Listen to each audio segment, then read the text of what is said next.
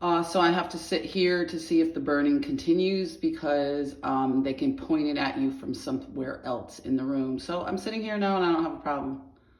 Okay, so I'm going to sit here for just a minute to do a test just to see if my back cools off. And see what's going on as far as, you know, what's going on with this. And yeah. So this man knows when I come and when I go and what's going on because he continues to stalk me wherever I go. I believe he's the next door neighbor over here. And he needs to stop stalking me, whatever he thinks he's doing. So this is what's going on here. This is what you have to do. This is what women are put through with strangers that shouldn't be even involved. Okay, so I feel fine. I just went outside, the burning stopped. It's not anything to do with my body, obviously, because if it was like a hot flash or, night sweats, it would continue. I'm perfectly fine once I leave the room. And this man, no matter when I come, when I go, he's right there waiting. So obviously they have some sort of tracking device when you're sleeping, when you're awake. You got to figure you're dealing with police officers. So it becomes like a game for them, to keep up in the ante. I'm just a lay person. I'm just a woman who's trying to live her life. And this is what women deal with. Certainly, and you can see those white things again. I don't know if they're related or not. But certainly when you deal or you date with a police officer, this is the hell you're put through.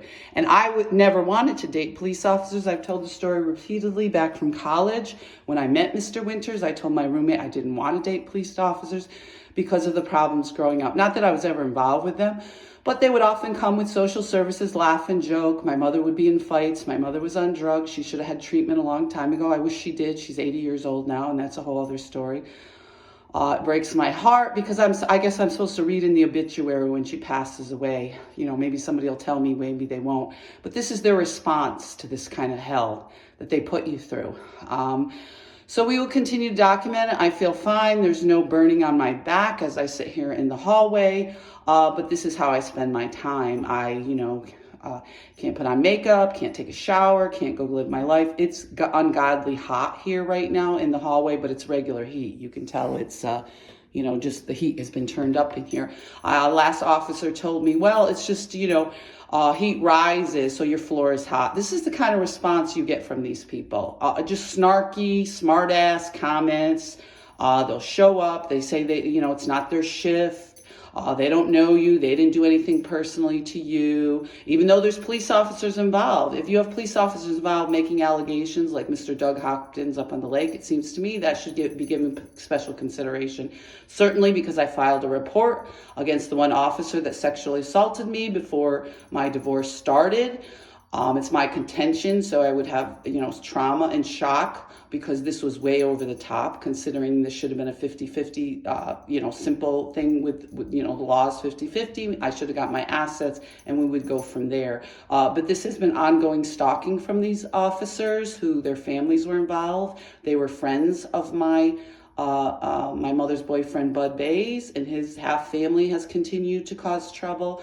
Officer Megna, Officer Spencer, this Doug Hopkins, Fred Winters, they're all either police officers or they're connected to the police officers or they have fathers that are detectives. So we have quite a few officers that are involved, and this continues to go on and be a joke to these officers. And it's my contention, this is why women, we struggle when you bring allegations of domestic violence and you want your assets and you want a safe place to live. And these men take it as a challenge. They get other people involved. They do things like this that are very hard to prove. It's hard to prove anyway, these kinds of things. But certainly in my case, when these things were originally, when they were called, they already knew that my ex-husband already had a violent felony. He had already been involved with a drug trade, and on and on. And as far as people leaving comments on my page about being unsafe, they have made me unsafe since this started.